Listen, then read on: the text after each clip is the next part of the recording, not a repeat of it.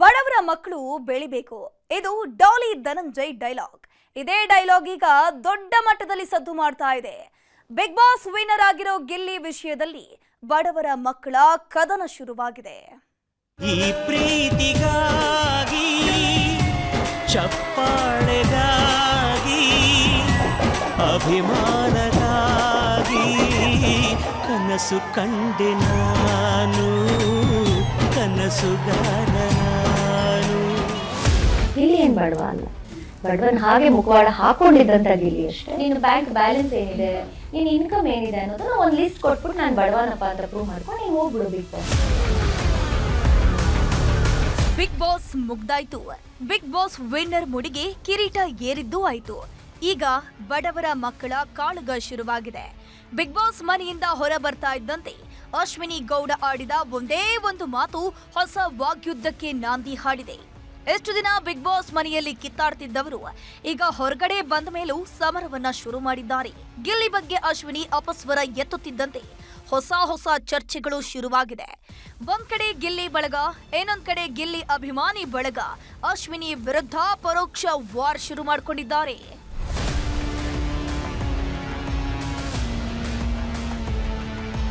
Big boss season 12ರ ವ್ಯಕ್ತಿತ್ವದ ಆಟಕ್ಕೆ ತೆರೆ ಬಿದ್ದಿದೆ.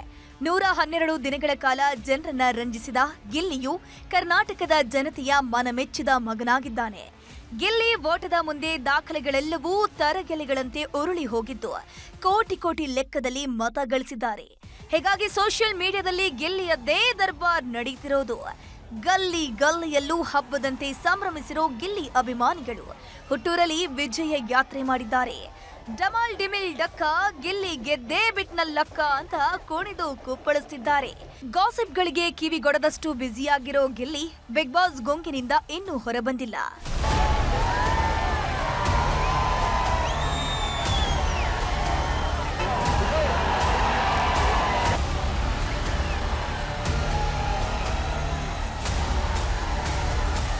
ಬಿಗ್ ಬಾಸ್ ಮನೆಯಲ್ಲಿದ್ದಾಗ ಗಿಲ್ಲಿ ಮಾತು ಹಾಗೂ ಗಿಲ್ಲಿಯ ಆಟದ ವೈಖರಿಗೆ ಅಶ್ವಿನಿ, ಜಾಹ್ನವಿ ಮತ್ತು ಧ್ರುವಂತ್ ಆಕ್ಷೇಪ ವ್ಯಕ್ತಪಡಿಸ್ತಾನೆ ಇದ್ರು. ಡೇ 1 ನಿಂದಲೂ ಈ ಮೂವರು ವಿರೋಧ ವ್ಯಕ್ತಪಡಿಸಿದ್ರು. ಕಾಮಿಡಿ ಹೆಸರಲ್ಲಿ ಇನ್ನೊಬ್ಬರ ವ್ಯಕ್ತಿತ್ವಕ್ಕೆ ಧಕ್ಕೆ ತರೋ ಕೆಲಸ ಮಾಡ್ತಿದ್ದಾನೆ, ಕಾಮಿಡಿ ಅಂತಾನೆ ಎಲ್ಲರನ್ನು ತುಳಿಯೋ ಕೆಲಸ ಮಾಡ್ತಿದ್ದಾನೆ ಅಂತ ಆಕ್ರೋಶ ವ್ಯಕ್ತಪಡಿಸಿದ್ರು. ಇದೇ ವಿಚಾರವಾಗಿ ಕಿಚ್ಚನ ಪಂಚಾಯಿತಿಯಲ್ಲೂ ಧ್ವನಿ ಎತ್ತಿದ್ರು.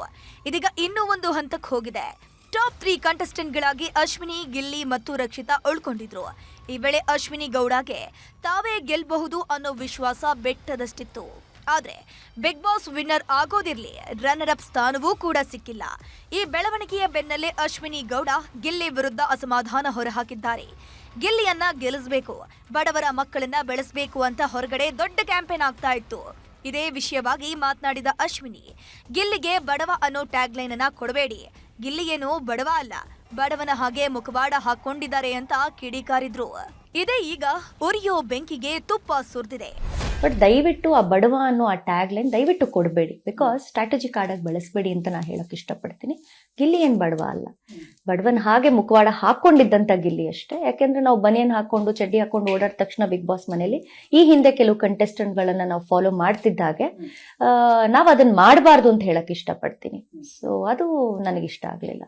ಬಡವರ ಮಕ್ಕಳು ಬೆಳಿಬೇಕು ಅನ್ನೋ ಡೈಲಾಗ್ಗೆ ಅಶ್ವಿನಿ ನಿಗಿ ಕೆಂಡಕಾರಿದ್ದಾರೆ.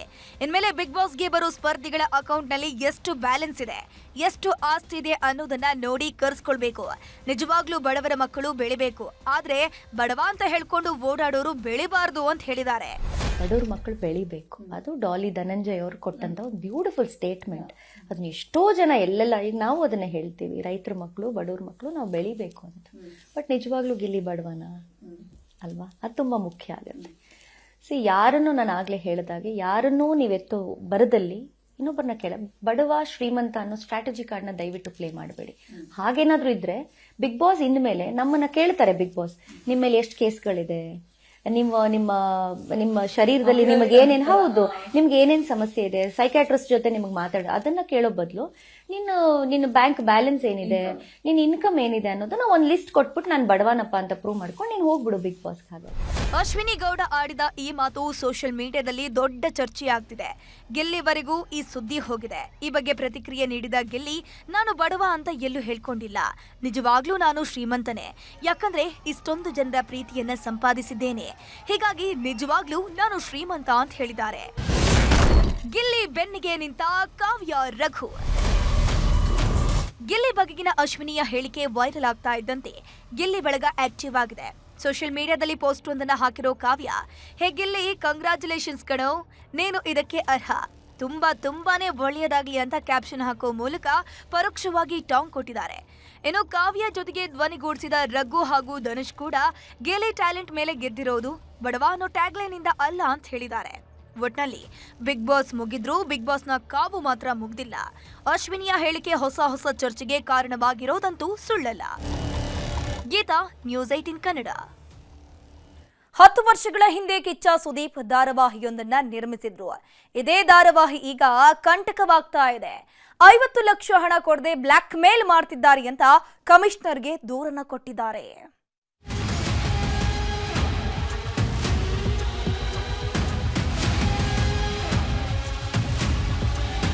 ಅಪಾಲಜಿ ಕೇಳಿ ಕೇಸ್ನ ವಾಪಸ್ ತಗೊಳ್ತಾ ಇದ್ದೀನಿ ಅಂತ ಹೇಳಿ ಎಲ್ಲ ಈ ಥರ ಸ್ಟೇಟ್ಮೆಂಟ್ ತಗೊಂಡು.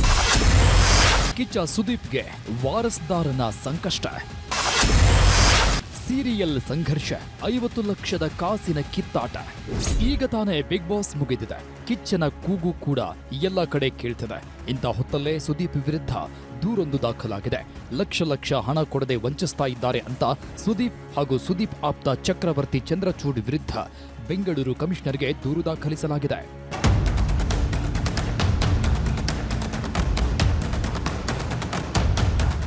2016ರಲ್ಲಿ ಕಿಚ್ಚ ಸುದೀಪ್ ತಮ್ಮ ಕಿಚ್ಚ ಕ್ರಿಯೇಷನ್ಸ್ ಅಡಿಯಲ್ಲಿ ಮೊದಲ ಬಾರಿಗೆ ಧಾರಾವಾಹಿಯೊಂದನ್ನ ನಿರ್ಮಾಣ ಮಾಡಿದ್ರು.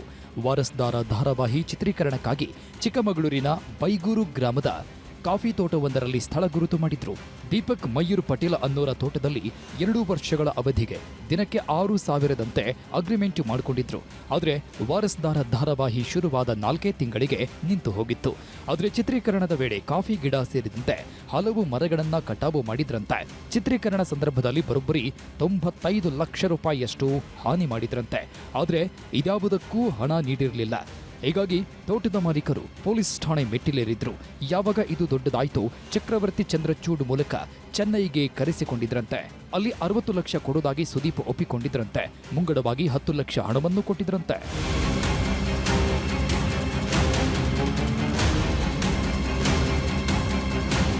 ದೂರುದಾರ ದೀಪಕ್ ಹೇಳೋ ಪ್ರಕಾರ ಒಟ್ಟು 60 ಲಕ್ಷಕ್ಕೆ ಮಾತುಕತೆ ಆಗಿತ್ತಂತೆ. ಮೊದಲಿಗೆ 10 ಲಕ್ಷ ಕೊಟ್ಟವರು ಈಗ ಕೇಸ್ ವಾಪಸ್ ಪಡೆದುಕೊಳ್ಳಿ, ನಂತರ ಎಲ್ಲ ಹಣ ಕೊಡ್ತೀವಿ ಅಂದಿದ್ರಂತೆ.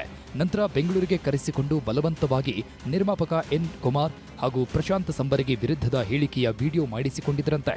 ಈಗ ಹಣ ಕೊಡದೆ ವಿಡಿಯೋ ಇಟ್ಕೊಂಡು ಬ್ಲಾಕ್ ಮೇಲ್ ಮಾಡ್ತಾ ಇದ್ದಾರೆ ಅಂತ ದೂರು ಕೊಟ್ಟಿದ್ದಾರೆ. ರಿಯಾಲಿಟಿ ಏನಾಗಿದೆ, ಈ ತರ ಕರ್ಸಿದ್ರು, ಎನ್ ಕುಮಾರ್ ಅವ್ರನ್ನ ನನ್ನನ್ನು ಅವ್ರ ವಿರುದ್ಧ ಕರ್ಸಿದ್ರು. ನಾನು ಆಗ ಹೋದೆ. ಆವಾಗ ಅವರು 10 ಲಕ್ಷ ಚೆಕ್ ಕೊಟ್ಟ ನಂತರ ಎನ್ ಕುಮಾರ್ ವಿರುದ್ಧ ಅವಹೇಳನಕಾರಿ ಸ್ಟೇಟ್ಮೆಂಟ್ಗಳನ್ನ 15-20 ಬಾರಿ ಯಾರ್ಯಾರು ಪ್ರೊಡ್ಯೂಸರ್ಸ್ ಇದ್ರು ಅವ್ರ ಬಗ್ಗೆ ಇಂತಿಂತ ಪ್ರೊಡ್ಯೂಸರ್ಸ್ ಬಗ್ಗೆ ಅವಹೇಳನಕಾರಿ ಹೇಳಿಕೆಗಳನ್ನ ಹೇಳಿಸಿ ವಿಡಿಯೋ ಮಾಡ್ಕೊಂಡ್ರು. ಆ ವಿರುದ್ಧ ಸರ್ ಈ ತರ ಹೇಳಿಕೆಗಳನ್ನೆಲ್ಲ ಮಾಡಿಸ್ಕೊಂಡು ಅದು ಎನ್ ಕುಮಾರ್, MN ಸುರೇಶ್ ಮತ್ತೆ ಪ್ರಶಾಂತ್ ಸಂಬರ್ಗಿ ಅಂತ ಅವ್ರ ಮೇಲೆ ವಿಡಿಯೋ ಮಾಡಿಸ್ಕೊಂಡು, ಅಂದ್ರೆ ಅವ್ರು ಹೇಳ್ಕೊಡ್ತಾ ಇದ್ರು, ಅವ್ರು ಹೇಳ್ಕೊಟ್ಟಂಗೆ ನಾನು ವಿಡಿಯೋ ಮಾಡಿದ್ದೀನಿ, ಹೇಳಿಕೆಗಳನ್ನ ಕೊಡ್ತಾ ಇದ್ದೀನಿ, ಆ ವಿಡಿಯೋ ಮಾಡ್ಕೊಂತ ಇದ್ರು. ಅತ್ತ ದೀಪಕ್ ಪೊಲೀಸ್ ಠಾಣೆ ಮೆಟ್ಟಿಲೇರ್ತಾ ಇದ್ದಂತೆ ಇತ್ತ ಸುದೀಪ್ ಆಪ್ತ ಚಕ್ರವರ್ತಿ ಚಂದ್ರಚೂಡ್ ರಿಯಾಕ್ಟ್ ಮಾಡಿದ್ದಾರೆ. ಇದೆಲ್ಲ ಸುದೀಪ್ ವಿರುದ್ಧದ ಪಿತೂರಿ, ಇದಕ್ಕೆ ಕಾನೂನಿನ ಮೂಲಕವೇ ಉತ್ತರ ಕೊಡ್ತೀವಿ ಎಂದಿದ್ದಾರೆ. ಒಟ್ನಲ್ಲಿ ಕಳೆದ ಕೆಲವು ದಿನಗಳಿಂದ ಸುದೀಪ್ ಸುತ್ತ ಒಂದಲ್ಲ ಒಂದು ವಿವಾದ ಹುಟ್ಕೊಳ್ತಾನೆ ಇವೆ. ಯೋಗೀಶ್ ಕಾಮೇನಹಳ್ಳಿ, ನ್ಯೂಸ್ 18 ಚಿಕ್ಕಮಗಳೂರು. ಪವಿತ್ರ ಗೌಡ ಪಾಲಿಗೆ ಮನೆಯೂಟ ಅನ್ನೋದು ಮರೀಚಿಕೆಯಾದಂತೆ ಕಾಣ್ತಾ ಇದೆ. ಇನ್ನೇನು ಮನೆಯೂಟ ಸಿಕ್ತು, ಇರೋದ್ರಲ್ಲೇ ನೆಮ್ಮದಿಯಾಗಿರೋಣ ಅನ್ನೋ ಹೊತ್ತಲ್ಲೇ ಬಿಗ್ ಶಾಕ್ ಎದುರಾಗಿದೆ. ಮನೆಯೂಟದ ಖುಷಿಗೆ ಹೈಕೋರ್ಟ್ ತಣ್ಣೀರೆರಚಿದೆ.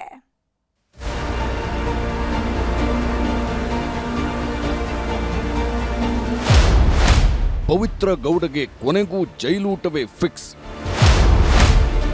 ಮನೆಯೂಟ ಆದೇಶಕ್ಕೆ ಹೈಕೋರ್ಟ್ ಬ್ರೇಕ್.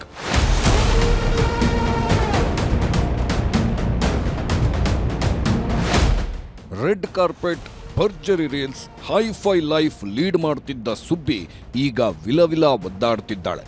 ಜೈಲೂಟ ತಿನ್ನೋದಕ್ಕಾಗದೆ ನಿತ್ಯ ಪರದಾಡುತ್ತಿದ್ದಾಳೆ. ಹೀಗಾಗಿ ಮನೆಯೂಟಕ್ಕೆ ಅವಕಾಶ ನೀಡುವಂತೆ ಕೋರ್ಟ್ಗೆ ಅರ್ಜಿ ಸಲ್ಲಿಸಿದ್ಲು. ಅರ್ಜಿ ವಿಚಾರಣೆ ನಡೆಸಿದ್ದ ಸೆಷನ್ಸ್ ಕೋರ್ಟ್ ವಾರಕ್ಕೊಮ್ಮೆ ಮನೆಯೂಟಕ್ಕೆ ಅವಕಾಶ ಕೊಟ್ಟಿತ್ತು. ಮನೆಯೂಟದ ಭಾಗ್ಯ ಸಿಕ್ಕ ಖುಷಿಯಲ್ಲಿದ್ದ ಸುಬ್ಬಿಗೆ ಹೈಕೋರ್ಟ್ ಶಾಕ್ ಕೊಟ್ಟಿದೆ.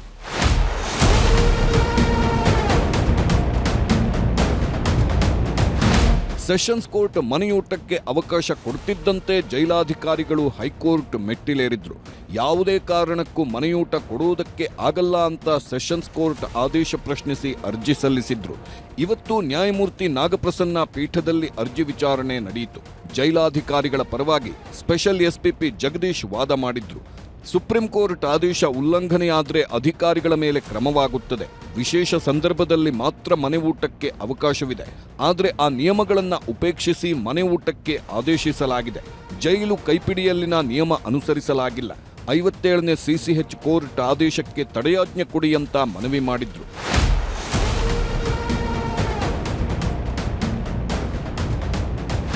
ವಾದ ಆಲಿಸಿದ ಹೈಕೋರ್ಟ್ ಸೆಷನ್ಸ್ ಕೋರ್ಟ್ ಆದೇಶಕ್ಕೆ ತಡೆ ನೀಡಿದೆ. ಜೈಲಿನ ಮ್ಯಾನ್ಯುಯಲ್ನಲ್ಲಿ ಮನೆಯೂಟಕ್ಕೆ ಅವಕಾಶ ಇಲ್ಲ. ವಿಶೇಷ ಸಂದರ್ಭದಲ್ಲಿ ಮಾತ್ರ ಮನೆ ಊಟಕ್ಕೆ ಅವಕಾಶವಿದೆ. ಪರಪ್ಪನ ಅಗ್ರಹಾರದಲ್ಲಿ 4700ಕ್ಕೂ ಹೆಚ್ಚು ಕೈದಿಗಳಿದ್ದಾರೆ. ಅವರ್ಯಾರಿಗೂ ಇಲ್ಲದ ಆರೋಗ್ಯ ಸಮಸ್ಯೆ ಇವರಿಗೆ ಹೇಗೆ ಅನ್ನೋದು ಅನುಮಾನ ಮೂಡಿಸಿದೆ. ಅಲ್ಲದೆ ಒಬ್ಬರಿಗೆ ಅವಕಾಶ ಕೊಟ್ಟರೆ ಉಳಿದ ಕೈದಿಗಳು ಕೂಡ ಮನೆಯೂಟಕ್ಕೆ ಅರ್ಜಿ ಹಾಕ್ತಾರೆ. ಎಲ್ಲರಿಗೂ ಮನೆಯೂಟ ಕೊಟ್ಟರೆ ಜೈಲಿನಲ್ಲಿ ಭದ್ರತೆ ಒದಗಿಸೋದು ಕಷ್ಟವಾಗುತ್ತೆ.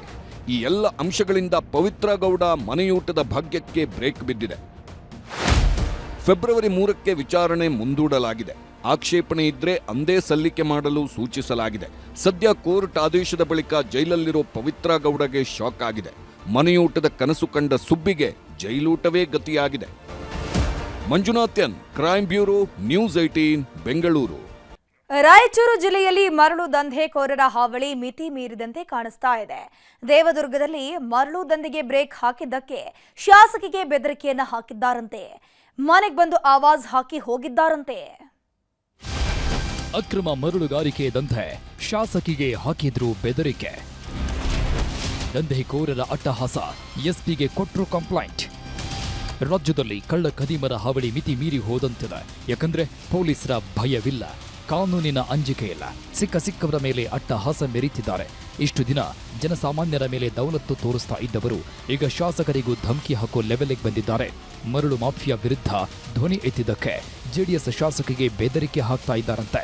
ಎಂಎಲ್ಎ ಮನೆಗೆ ಬಂದು ಧಮಕಿ ಹಾಕ್ತಾರೆ ಅಂದ್ರೆ ಇನ್ನು ಜನಸಾಮಾನ್ಯರ ಗತಿ ಏನು ಅನ್ನೋ ಪ್ರಶ್ನೆ ಮೂಡ್ತಾ ಇದೆ. ರಾಯಚೂರು ಜಿಲ್ಲೆಯ ದೇವದುರ್ಗ ತಾಲೂಕಿನಲ್ಲಿ ಮರಳು ದಂಧೆ ಎಗ್ಗಿಲ್ಲದೆ ನಡೀತಾ ಇದೆ. ಕೃಷ್ಣೆಯ ಒಡಲು ಬಗಿತಾ ಇರೋ ದಂಧೆಕೋರರು ಹಾಡ ಹಗಲೇ ಅಟ್ಟಹಾಸ ಮೆರೀತಾ ಇದ್ದಾರೆ. ಇವರ ವಿರುದ್ಧ ಶಾಸಕಿ ಕರೆಮ್ಮ ನಾಯಕ್ ಸಮರ ಸಾರಿದ್ದಾರೆ. ಮರಳು ದಂಧೆಕೋರರಿಗೆ ಬೆಂಡೆತ್ತಿ ಬ್ರೇಕ್ ಹಾಕೋ ಕೆಲಸ ಮಾಡ್ತಾ ಇದ್ದಾರೆ. ಇದರಿಂದ ಕೆರಳಿ ಕೆಂಡವಾಗಿರೋ ದಂಧೆಕೋರರು ಶಾಸಕರ ಮನೆಗೇ ಬಂದು ಧಮಕಿ ಹಾಕಿದ್ದಾರಂತೆ. ಹೀಗಾಗಿ ಎಸ್ಪಿ ಕಚೇರಿಗೆ ತೆರಳಿದ ಕರೆಮ್ಮ ಶ್ರೀನಿವಾಸ್ ನಾಯಕ್, ಹನುಮಂತ, ರವಿ, ಸುರೇಶ್ ಅನ್ನೋರ ಸೇರಿದಂತೆ ಒಟ್ಟು 60 ಜನರ ವಿರುದ್ಧ ದೂರು ದಾಖಲಿಸಿದ್ದಾರೆ. ಇಲ್ಲಿ ಇಲ್ಲೀಗಲ್ ಆಗಿ ಸಾಕಷ್ಟು ಮರಳು ಹೊರಗೆ ಹೋಗಕತ್ತದ. ಆದರೂ ಕೂಡ ನಿನ್ನೆ ಏಕಾಏಕಿ ಒಬ್ಬರು ಶಾಸಕರ ಮನೆಗೆ ನುಗ್ತರ. ಬೆಳಗ್ಗೆನೆ ಅಮಾವಾಸ್ಯೆ ದಿನ, ಅವತ್ತು ಯಾರು ಕಾರ್ಯಕರ್ತರು ಇರೋದಿಲ್ಲ, ಜನರು ಇರೋದಿಲ್ಲ ಅನ್ನೋಂಥ ಒಂದು ವಿಷಯವನ್ನು ಅವ್ರು ತಿಳ್ಕೊಂಡು, ಅದು ನಾವು ಪೊಲೀಸ್ ಕಾಲೋನಿಯಲ್ಲೇ ನಮ್ಮ ಮನೆ ಇರೋದ್ರಿಂದ ಅದು ಬಂದದ್ದು. ಅದನ್ನು ವಿರೋಧಿಸಿ ಇವತ್ತು ನಾವೇನು ಅಧಿಕಾರಿಗಳಿಗೆ ದೂರು ಕೊಟ್ಟಿವಿ. ಅವರು ಇದ್ರ ಬಗ್ಗೆ ತನಿಖೆ ಮಾಡ್ತೀವಿ ಅಂತ ಕೂಡ ಹೇಳ್ಯಾರ. ಇನ್ನು ಈ ಬಗ್ಗೆ ಮಾತನಾಡಿದ ಎಸ್ಪಿ ಅರುಣಾಂಶು ಗಿರಿ, ಶಾಸಕರ ದೂರಿನ ಅನ್ವಯ ಪರಿಶೀಲನೆ ಮಾಡ್ತಿದ್ದೇವೆ. ರಾತ್ರಿ ಗಸ್ತು ತಿರುಗ್ತಾ ಇದ್ದು ಕೇಸ್ ದಾಖಲಾದವರ ಮೇಲೆ ಸೂಕ್ತ ಕ್ರಮ ಕೈಗೊಳ್ಳುತ್ತೀವಿ ಎಂದಿದ್ದಾರೆ. ಏನು ಹೇಳ್ತಾ ಇದ್ರೆ ಅದನ್ನು ಕೂಡ ನಾವು ವೆರಿಫೈ ಮಾಡ್ತೀವಿ. ಬಟ್ ನಾವು ಏನು ರಾತ್ರಿ ಗಸ್ತು ಇದೆ, ಎಲ್ಲೆಲ್ಲಿ we are getting complaints of ಅಕ್ರಮ ಮರಳು, ಅದನ್ನು ನಾವು ಕಾರ್ಯಾಚರಣೆ ಮಾಡಿ we are also doing more cases. Suo moto cases also are being done by our constables, Papa beat constables. They are at night doing that. ಒಟ್ನಲ್ಲಿ ಮರಳು ದಂಧೆಕೋರರ ಹಾವಳಿ ಮಿತಿ ಮೀರಿದ್ದು ಶಾಸಕರಿಗೆ ಧಮಕಿ ಹಾಕ್ತಾರೆ ಅಂದ್ರೆ ಏನ್ ಹೇಳ್ಬೇಕು ಹೇಳಿ. ವಿಶ್ವನಾಥ್ ಹುಗಾರ್, ನ್ಯೂಸ್ 18 ರಾಯಚೂರು. ನಿಧಿ ಸಿಕ್ಕ ಲಕ್ಕುಂಡಿಯಲ್ಲಿ ದಿನಕ್ಕೊಂದು ಅಚ್ಚರಿಯ ಸಂಗತಿ ಹೊರಬೀಳ್ತಾನೆ ಇದೆ. ಮೇಲಿಂದ ಮೇಲೆ ಪ್ರಾಚೀನ ವಸ್ತುಗಳು ಪತ್ತೆಯಾಗ್ತಿರೋ ಹೊತ್ತಲ್ಲೇ ಮನೆಯೊಳಗಿರುವಂತಹ ದೇವಾಲಯವೊಂದು ಎಲ್ಲರ ಹುಬ್ಬೇರಿಸುವಂತೆ ಮಾಡಿದೆ. ಮನೆಯಲ್ಲ, ಇದು ಮಠ. ಈ ಒಂದು ಮಠದಲ್ಲೇ ಸುಮಾರು ಚೌಕಿ ಮಠ ಅಂತಕ್ಕಂಥ ಒಂದು 5 ಜನರ ಒಂದು ಕುಟುಂಬ ಈ ಒಂದು ಮನೆಯಲ್ಲೇ ವಾಸ ಮಾಡ್ತಾ ಇದ್ದಾರೆ. ಈ ಬಾಗಿಲ ಮೇಲೆಯೂ ಕೂಡ ಪುರಾತನ ಕಾಲದ ಒಂದು ಶಿಲೆಗಳು ಆಗಿರ್ಬೋದು, ಇಲ್ಲಿ ಕಂಬಗಳು ಕೂಡ ಇಲ್ಲಿ ಇರ್ತಕ್ಕಂಥದ್ದು. ಈಶ್ವರ ಒಂದು ಮೂರ್ತಿ ಇತ್ತು ಅನ್ನುವಂಥದ್ದು ಉಲ್ಲೇಖ ಕೂಡ ಇದೆ. ಯಾಕಂದರೆ ಈ ಕರಿಕಲ್ಲು ಇದೆ ಅಲ್ಲ, ಈ ಕರಿಕಲ್ಲು ರಾಷ್ಟ್ರಕೂಟರ ಕಾಲದಲ್ಲಿ ಇರ್ತಕ್ಕಂಥದ್ದು. ಗದಗ ಜಿಲ್ಲೆಯ ಲಕ್ಕುಂಡಿ ಗ್ರಾಮ ನಿಗೂಢತೆಯನ್ನ ಹೊದ್ದು ಮಲಗಿದಂತಿದೆ. ವಾರದ ಹಿಂದೆ ನಿಧಿ ಪತ್ತೆಯಾಗಿದ್ದೇ ಆಗಿದ್ದು, ಅವತ್ತಿನಿಂದ ಇವತ್ತಿನ ತನಕ ಒಂದೊಂದೇ ಅಚ್ಚರಿಗಳು ಗೋಚರ ಆಗ್ತಲೇ ಇವೆ. ದೇಗುಲದ ಮುಂದೆ ನಡೀತಾ ಇರೋ ಉತ್ಖನನದಲ್ಲಿ ಪುರಾತನ ವಸ್ತುಗಳ ಭಂಡಾರವೇ ಸಿಗ್ತಾ ಇದೆ. ಇದರ ಬೆನ್ನಲ್ಲೇ ಈಗ ಅಚ್ಚರಿಯ ಸಂಗತಿಯೊಂದು ಬಟಾಬಯಲಾಗಿದೆ. ಮನೆಯೊಳಗೆ ಚಾಲುಕ್ಯರ ಕಾಲದ ಐತಿಹಾಸಿಕ ದೇವಸ್ಥಾನ ಇರೋದು ಪತ್ತೆಯಾಗಿದೆ. ಈ ದೇಗುಲವೀಗ 10 ಪ್ರಶ್ನೆಗಳನ್ನ ಹುಟ್ಟುಹಾಕಿದ್ದು, ಇಲ್ಲಿರೋ ಕುಟುಂಬಕ್ಕೂ ಹೊಸ ಆತಂಕ ಶುರುವಾಗಿದೆ.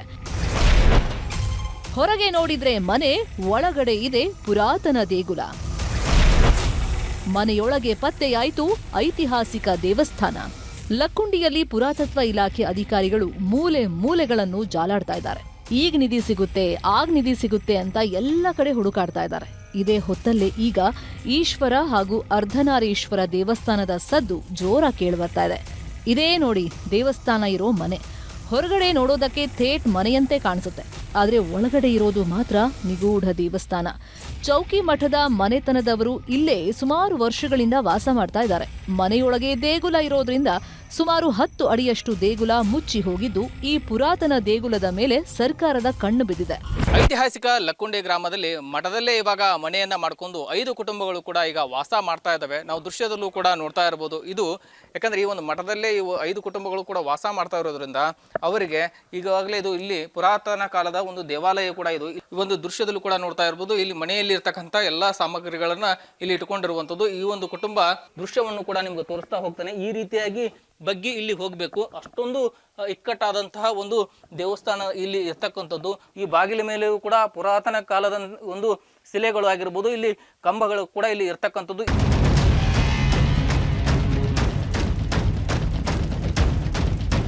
ಪುರಾತನ ದೇಗುಲವನ್ನ ಜೀರ್ಣೋದ್ಧಾರ ಮಾಡೋದಕ್ಕೆ ಸರ್ಕಾರ ಉತ್ಸುಕವಾಗಿದೆ. ಆದ್ರೆ ಇಲ್ಲಿ ವಾಸ ಮಾಡ್ತಾ ಇರೋ ಕುಟುಂಬಗಳು ಅಷ್ಟು ಈಸಿಯಾಗಿ ಮನೆ ಖಾಲಿ ಮಾಡೋಕೆ ರೆಡಿ ಇಲ್ಲ. ಯಾಕಂದ್ರೆ ಇಲ್ಲಿ ವಾಸ ಮಾಡ್ತಾ ಇರೋರೆಲ್ಲ ಬಡ ಕುಟುಂಬಸ್ಥರೇ. ನಮ್ಗೆ ಸರಿಯಾದ ಪರಿಹಾರ ಕೊಟ್ರೆ ಮಾತ್ರ ಜಾಗ ಬಿಡ್ತೀವಿ ಅಂತಿದ್ದಾರೆ. ನಿರಕೈತಿ ನಾವು ಈಗ ಒಂದು 50-60 ವರ್ಷ ಅದ ನಾವು ವಯಸ್ಸು. ಮತ್ತೆ ನಮ್ಗೆ ಮತ್ತೆ ಇದಕ್ಕೆ ಹಿಂಗ್ರಿ ನಮ್ಮ ಬಿಡುವರಿ ಗುಡಿ ದೇವಸ್ಥಾನ ಅನ್ನಾಗತ್ತಾರೆ. ನಮ್ಗೆ ಅದಕ್ಕೆ ಏನಾರ ಪರಿಹಾರ ಕೊಟ್ಟು ನೀವು ತಗೋರಿ. 5ನೇ ದಿನದ ಉತ್ಖನನದ ವೇಳೆ ಸಿಕ್ತು ಬೃಹತ್ ಮಡಿಕೆ. ಇವತ್ತು 5ನೇ ದಿನದ ಉತ್ಖನನ ಶುರುವಾಗ್ತಾ ಇದ್ದಂಗೆ ಬೃಹತ್ ಮಣ್ಣಿನ ಮಡಿಕೆಯೊಂದು ಪತ್ತೆಯಾಗಿದೆ. ಅರ್ಧ ತುಂಡಾದ ರೀತಿಯಲ್ಲಿ ಮಡಿಕೆ ಸಿಕ್ಕಿದ್ದು ಎಲ್ಲ ಕಡೆ ಜಾಲಾಡ್ತಾ ಇದ್ದಾರೆ. ಇದರ ಜೊತೆಗೆ ಪ್ರಾಚೀನ ಕಾಲದ ಕವಡೆಯೂ ಪತ್ತೆಯಾಗಿದೆ. ಹೀಗೆ ದಿನಕ್ಕೊಂದು ವಸ್ತುಗಳು ಸಿಗ್ತಾ ಇದ್ದು ಇಡೀ ಊರಿನವರ ಕುತೂಹಲ ಹೆಚ್ಚಾಗಿದೆ. ಸಾಕಷ್ಟು ಪ್ರಮಾಣದಲ್ಲಿ ಕೂಡ ಉತ್ಖನನ ಸಹ ಮಾಡಿದ್ರು. ಅದರಲ್ಲೂ ಬರದಿಂದ ಸುಮಾರು 35 ಕಾರ್ಮಿಕರು ಈ ಒಂದು ಉತ್ಖನನ ಕಾರ್ಯವನ್ನು ಸಹ ಮಾಡಿದ್ದಾರೆ. ಈ ಪ್ರಮಾಣದಲ್ಲಿ ಕೂಡ ಉತ್ಖನನದಲ್ಲಿ ಪ್ರಾಚೀನ ಕಾಲದ ಅವಶೇಷಗಳು ಕೂಡ ಈಗ ಪತ್ತೆ ಆಗಿರುವಂಥದ್ದು. ಇಲ್ಲಿ ಒಂದು ಶಿವಲಿಂಗದ ಪಾಣಿ ಪತ್ತೆಯಾಗಿರುವಂಥದ್ದು, ಪಾಣಿಪೀಠ ಕೂಡ ಪತ್ತೆಯಾಗಿರುವಂಥದ್ದು. ಇದು ಪೂರ್ಣ ಪ್ರಮಾಣದಲ್ಲಿ ಕೂಡ ಈಗ ಪತ್ತೆಯಾಗಿ ಈಗ ಅದನ್ನು ಹೊರಗೆ ತೆಗೆಯುವಂಥ ಕೆಲಸ ಕೂಡ ಆಗಿರುವಂಥದ್ದು. ಇದು ಕೂಡ ದೃಶ್ಯದಲ್ಲಿ ನೋಡ್ತಾ ಇರ್ಬೋದು. ಇಲ್ಲಿ ಒಂದು ಮೂರ್ತಿಯ ಒಂದು ಚಿತ್ರಣವನ್ನು ಕೂಡ ಕಾಣಬಹುದು. ಯಾಕಂದರೆ ಈ ಒಂದು ಮೂರ್ತಿಯ ಚಿತ್ರಣದಿಂದ ಇದು ಯಾವ ಕಾಲದ್ದು, ಯಾವ ಇತಿಹಾಸಕ್ಕೆ ಸಂಬಂಧಪಟ್ಟಿದ್ದು ಅನ್ನೋದ್ರ ಬಗ್ಗೆ ಈ ಒಂದು ಪುರಾತತ್ವ ಇಲಾಖೆಯ ಅಧಿಕಾರಿಗಳು ಕೂಡ ಈಗ ತನಿಖೆಯನ್ನು ಕೂಡ ಮಾಡ್ತಾ ಇದ್ದಾರೆ. ಒಟ್ಟಲ್ಲಿ ಲಕ್ಕುಂಡಿ ಗ್ರಾಮದಲ್ಲಿ ದಿನಕ್ಕೊಂದು ಅಚ್ಚರಿಯ ವಿಷಯ ಹೊರಗಡೆ ಬೀಳ್ತಾ ಇದ್ದು ನಿಧಿಯ ರಹಸ್ಯವಾಗೇ ಉಳಿದಿದೆ. ಸಂತೋಷ್ ಕೊಂಡೂರ, ನ್ಯೂಸ್ 18 ಗದಗ. ಅದು 16 ಕೋಟಿ ವೆಚ್ಚದಲ್ಲಿ ನಿರ್ಮಾಣವಾಗಿದ್ದ ಐಸಿಯು ಘಟಕ ಕಾಮಗಾರಿ ಮುಗಿದು 5 ತಿಂಗಳಾದರೂ ಉದ್ಘಾಟನೆ ಆಗಿರಲಿಲ್ಲ. ಈ ಬಗ್ಗೆ ನಮ್ಮೂರಲ್ಲಿ ನ್ಯೂಸ್ 18 ವರದಿ ಪ್ರಸಾರ ಮಾಡ್ತಾ ಇದ್ದಂತೆ ಉದ್ಘಾಟನಾ ಭಾಗ್ಯ ಸಿಕ್ಕಿದೆ.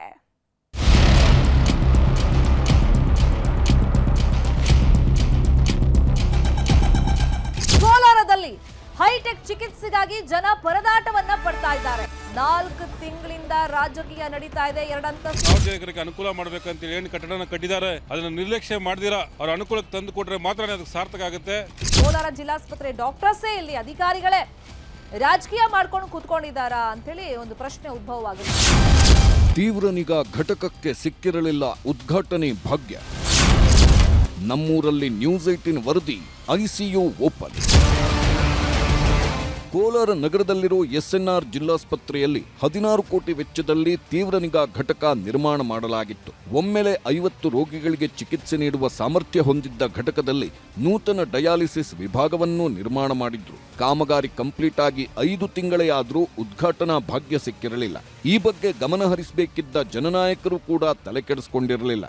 ಹೀಗಾಗಿ ಕೋಟಿ ವೆಚ್ಚದಲ್ಲಿ ರೆಡಿ ಮಾಡಿದ್ದ ತುರ್ತು ನಿಗಾ ಘಟಕ ಧೂಳು ಹಿಡಿಯೋದಕ್ಕೆ ಶುರು ಮಾಡಿತ್ತು. ಯಾವಾಗ ನ್ಯೂಸ್ 18 ಅಖಾಡಕ್ಕಿಳಿತೋ ರೋಗಿಗಳ ಪರದಾಟಕ್ಕೆ ಮುಕ್ತಿ ಸಿಕ್ಕಿದೆ. 5 ತಿಂಗಳ ನಂತರ ಅದ್ಧೂರಿಯಾಗಿ ಉದ್ಘಾಟನೆ ಸಹ ಆಗಿದೆ. ಕೊರೋನಾ ಕಾಲದಲ್ಲೇ ಈ ಯೋಜನೆಗೆ ಕೈ ಹಾಕಲಾಗಿತ್ತು. ಕೋಟಿ ಸುರಿದಿದ್ರಿಂದ ದೊಡ್ಡ ಮಟ್ಟದಲ್ಲೇ ಕಟ್ಟಡ ತಲೆ ಎತ್ತಿತ್ತು. ಆದರೆ ಜನರೇಟರ್ ಜೊತೆಗೆ ಕೆಲವು ಸಾಧನಗಳನ್ನ ಅಳವಡಿಸಿರಲಿಲ್ಲ. ಈಗ ನಿಮ್ಮ ನ್ಯೂಸ್ 18 ಕನ್ನಡ ನಮ್ಮೂರಲ್ಲಿ ನ್ಯೂಸ್ 18 ಅನ್ನೋ ವಿಶೇಷ ಕಾರ್ಯಕ್ರಮದಲ್ಲಿ ವಿಸ್ತೃತ ವರದಿ ಪ್ರಸಾರ ಮಾಡಿತ್ತು. ಅಂದಿನ ವರದಿಗೆ ಸ್ಪಂದಿಸಿದ್ದ ಶಾಸಕ ಕೊತ್ತೂರು ಮಂಜುನಾಥ್ ಕೆಲವೇ ದಿನಗಳಲ್ಲಿ ಉದ್ಘಾಟನೆ ಮಾಡುವುದಾಗಿ ಹೇಳಿದ್ರು. ಅದರಂತೆಯೇ ಈಗ ತುರ್ತು ನಿಗಾ ಘಟಕ ತಲೆ ಎತ್ತಿ ನಿಂತಿದೆ. ಸಚಿವ ದಿನೇಶ್ ಗುಂಡೂರಾವ್ ಹಾಗೂ ಉಸ್ತುವಾರಿ ಸಚಿವ ಭೈರತಿ ಸುರೇಶ್ ನೇತೃತ್ವದಲ್ಲಿ ಕಟ್ಟಡ ಉದ್ಘಾಟನೆ ಮಾಡಿದ್ದಾರೆ.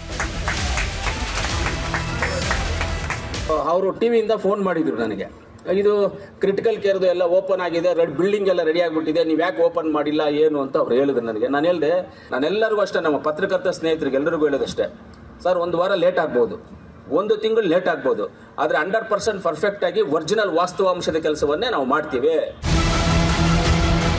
3 ಅಂತಸ್ತಿನ ಉತ್ತಮ ಗುಣಮಟ್ಟದ ಕಟ್ಟಡದಲ್ಲಿ ತುರ್ತು ಚಿಕಿತ್ಸೆಗೆ ಹೈಟೆಕ್ ಸಾಧನಗಳನ್ನು ಬಳಸಲಾಗಿದೆ. 50 ಬೆಡ್ ವ್ಯವಸ್ಥೆ, ಡಯಾಲಿಸಿಸ್ ವಿಭಾಗ, ಎಂಡೋಸ್ಕೋಪ್ ಹಾಗೂ 2D ಎಕೋಸಿಸ್ಟಮ್ ಅಳವಡಿಕೆ ಮಾಡಲಾಗಿದೆ. ಹೊಸ ಸಮುದಾಯ ಆರೋಗ್ಯ ಕೇಂದ್ರ ಏನು 1.5 ವರ್ಷದಿಂದ ನಾನೇ ಶಂಕುಸ್ಥಾಪನೆ ಮಾಡಿದ ಉದ್ಘಾಟನೆ, ಆಮೇಲೆ ಈ CCB ಒಂದು ಕೇಂದ್ರ 50 ಬೆಡ್ಡಿನ ಸುಮಾರು 16 ಕೋಟಿ ರೂಪಾಯಿ ವೆಚ್ಚದಲ್ಲಿ ಉದ್ಘಾಟನೆ ಮಾಡಿದ್ದೇವೆ. ಆಮೇಲೆ ಇನ್ನೂ ಹಲವಾರು ಬೇರೆ ಬೇರೆ ಕಾಮಗಾರಿಗಳು ಕೂಡ ಇಲ್ಲಿಗೆ ಅನುಮೋದನೆ ಕೊಡಿಸಿದ್ದೇವೆ. ಇನ್ನೂ 8 ಅಧಿಕ ಬೆಡ್ಡನ್ನು ಮಾಡಿಸಿದ್ದೀವಿ. ಅಂದರೆ ಈಗ ಸುಮಾರು 20 ಬೆಡ್ಡಿನ ಸೌಲಭ್ಯ ಇದು. ಬಹುಶಃ ಪ್ರತಿ ದಿವಸ 3 ಜನ ಅಂತ 3 ಶಿಫ್ಟ್ ಅಂತ ಹೇಳಿದ್ರು ಕೂಡ ಭಾಳಷ್ಟು ಜನರಿಗೆ ಇದರ ಅನುಕೂಲ ಆಗ್ತದೆ.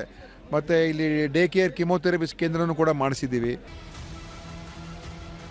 ಒಟ್ನಲ್ಲಿ ಕನ್ನಡಿಗರ ಧ್ವನಿಯಾಗಿರೋ ನ್ಯೂಸ್ 18 ವರದಿಗೆ ದೊಡ್ಡ ಫಲಶ್ರುತಿ ಸಿಕ್ಕಿದ್ದು ಕೋಲಾರದ ಜನ ಧನ್ಯವಾದ ಹೇಳಿದ್ದಾರೆ. ರಘುರಾಜ್, ನ್ಯೂಸ್ 18, ಕೋಲಾರ.